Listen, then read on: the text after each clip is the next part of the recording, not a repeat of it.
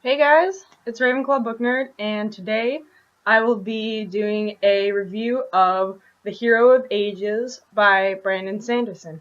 First off, I'm going to talk about the new magic, the third magic that we have the most information about in this book, which is hemalurgy, which is magic that has to do with blood, which is creepy, first of all. Um, I I knew that Vin's earring was going to be important somehow because I think I made the connection that it was metal inside her body, and I thought that she would be able to use it for allomancy. I was wrong in that aspect, but I knew it was going to be important, and I was kind of annoyed with her for still wearing it. But I didn't predict the whole hemalurgy bronze powers with her sister thing. I figured Vin was just special from that, but of course there was a reason, because Brandon Sanderson. Of course there was a reason. I did not make that connection. I knew that something was up with Spook and his pewter, but I don't think I actually made the connection between that and the sword, the whole sword thing. But looking back on it, it's so obvious. I don't know why I missed it. This whole thing is just gonna be a, what did I expect? What did I not expect? Not expect is gonna be like this long. And then expect is gonna be like two things.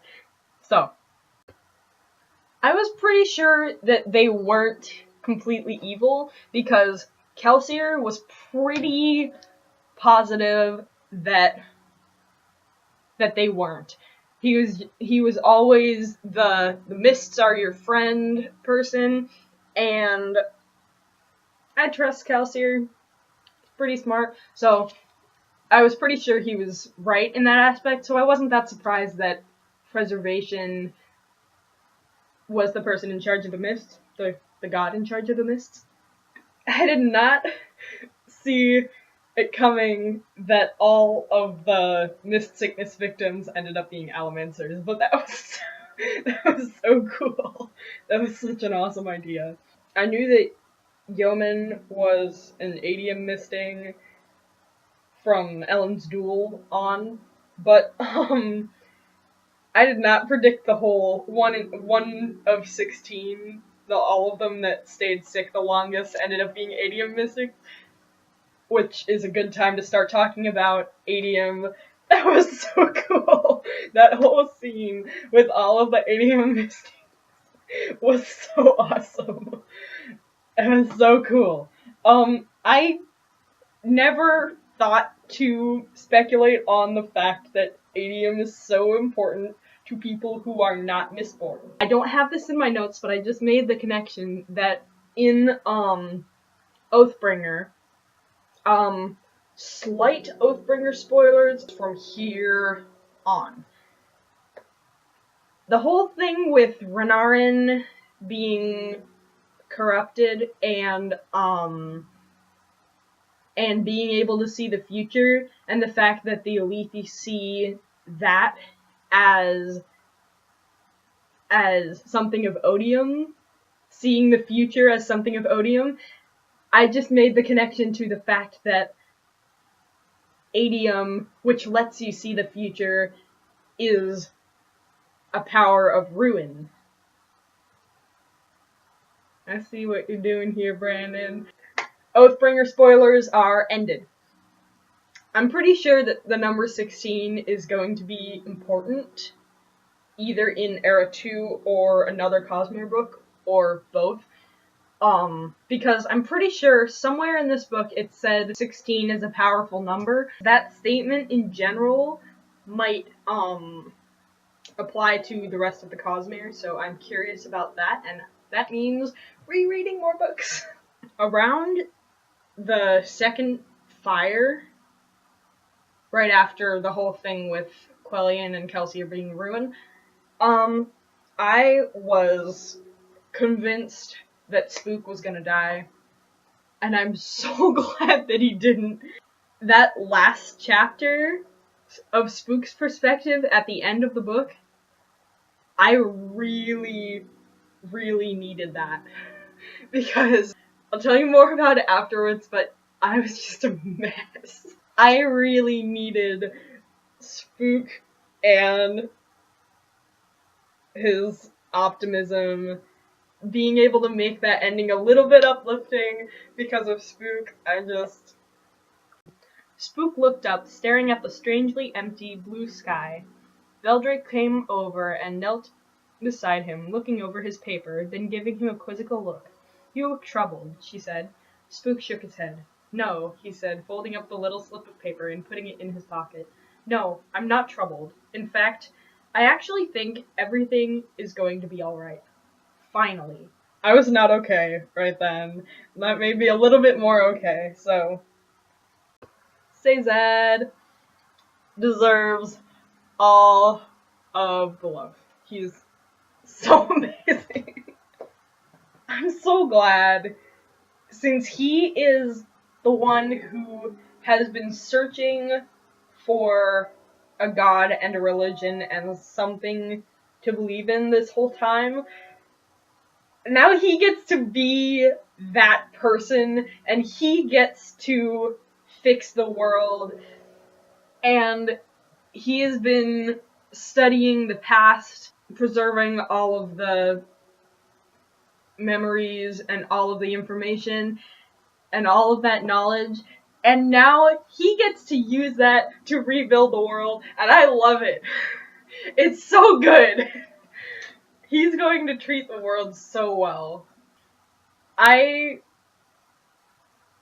was so sad in the scene where he thought that all of the religions were false and there was nothing for him to find hope in.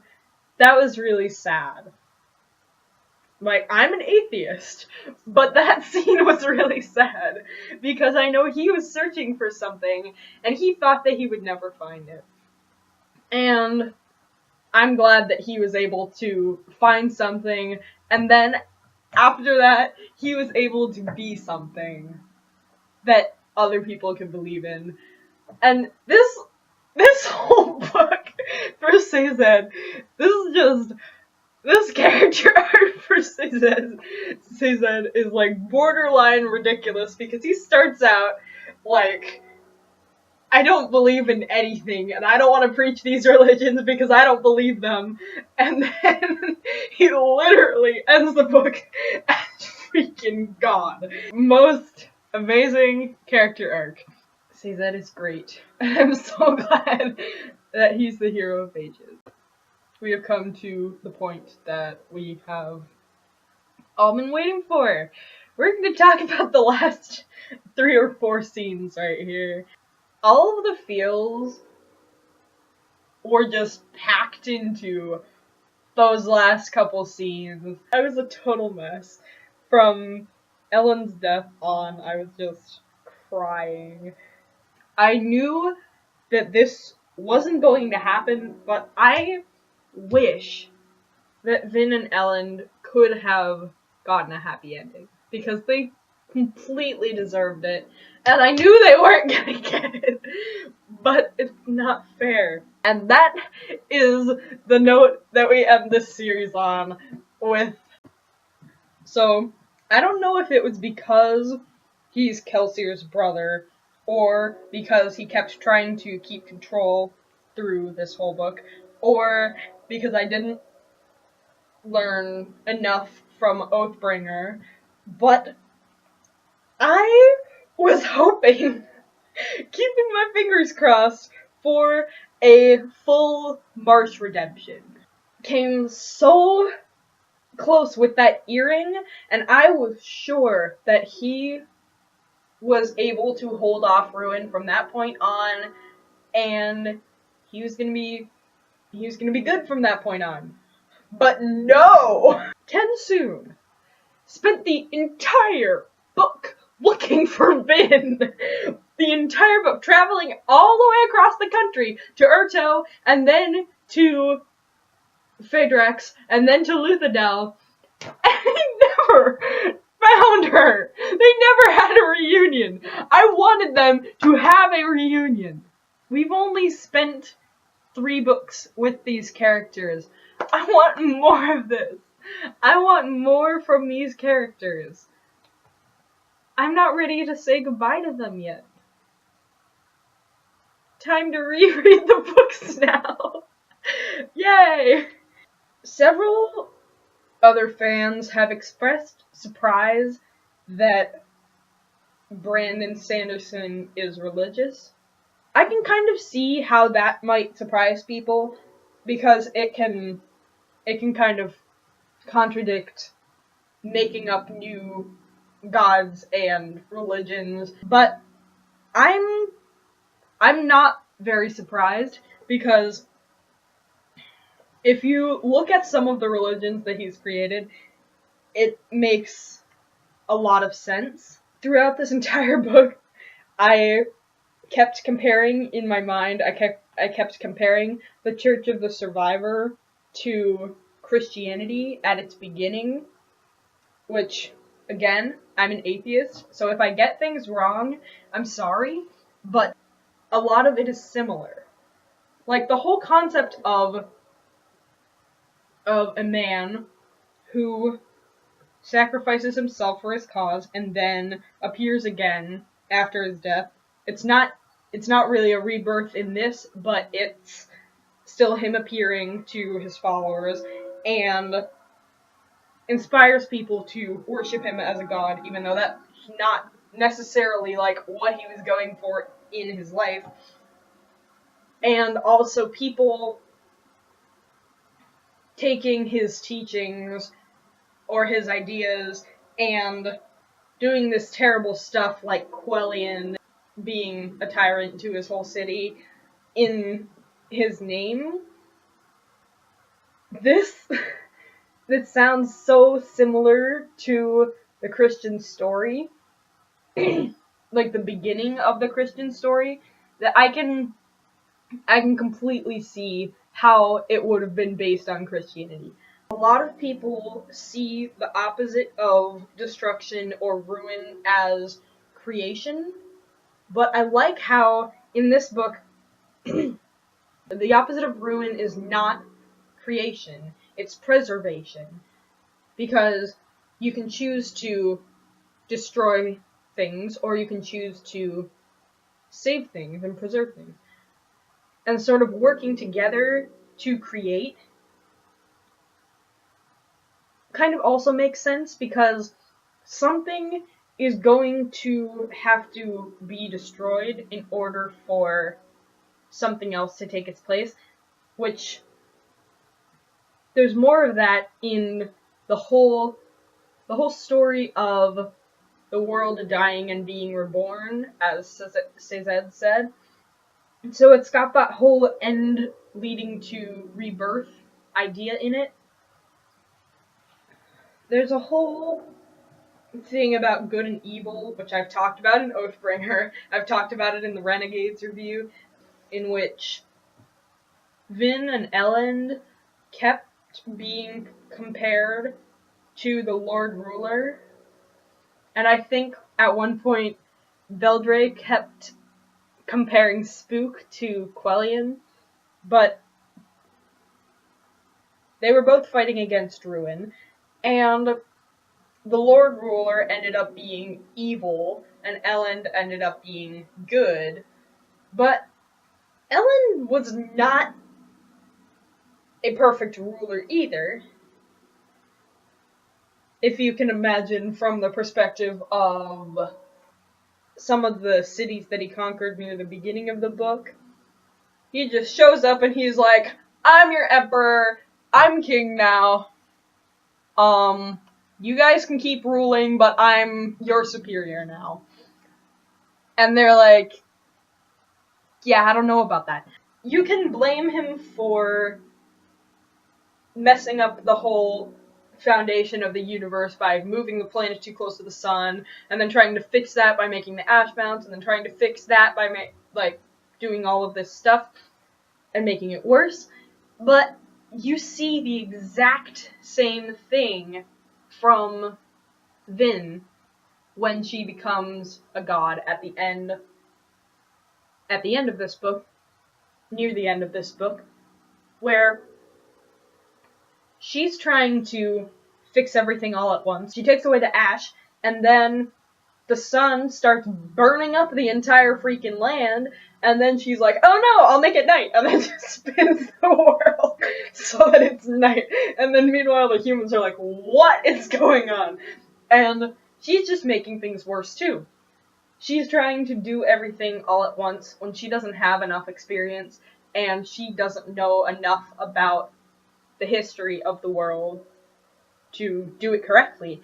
And she is not evil, and that doesn't make Rashek evil either, the fact that he messed up the world, which maybe he didn't do it in the best way, but neither did Vin. So, that brief part about Vin being a god is sort of shows that Rashek was not evil.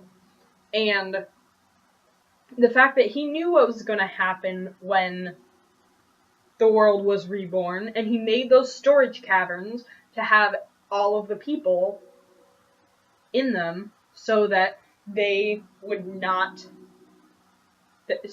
survive the rebirth of the world. This whole concept of the greater good was used by practically everybody. Because, of course, the Lord Ruler did it, but you also have a little bit of discussion about it with Elend, and I think Kelsier was probably. Spook did that, but Quellion was also doing that. All of that greater good talk was used by Kelsier, Elend, Spook, Lord Ruler, and Quellion, and probably some other people too. That it's probably, I think also Yeoman might have used it, but almost everyone was using that excuse. Also, there has to be a mention of power and dependence on power, because you saw briefly Spook without any tin. He can barely see anything, barely feel anything without his tin, because he's been depending on it for so long. And same with Vin, when she uses all of her pewter at the end when she's fighting the Inquisitors, she can barely do anything. I'm just going to finish up with some questions that we don't have answers to. Starting with the biggest one, which is, who is that red-headed guy that hosted Ruin? What happened to Marsh? Because I think the last time we heard of him was when he killed Elend. That's it. Are all of the Koloss and Inquisitors in Kandra, are they gone? Are they, in hibernation or something? What did Sazed, heal them too? I don't know if he would actually do that, but you never know with Sazed, honestly. Probably one of the other biggest questions, which is, this is a direct quote from Sazed at the very end in his note to Spook. Them is referring to Vin and Elend. I tried to bring them back, but apparently fixing the bodies doesn't return the souls. I will get better at this with time, I expect.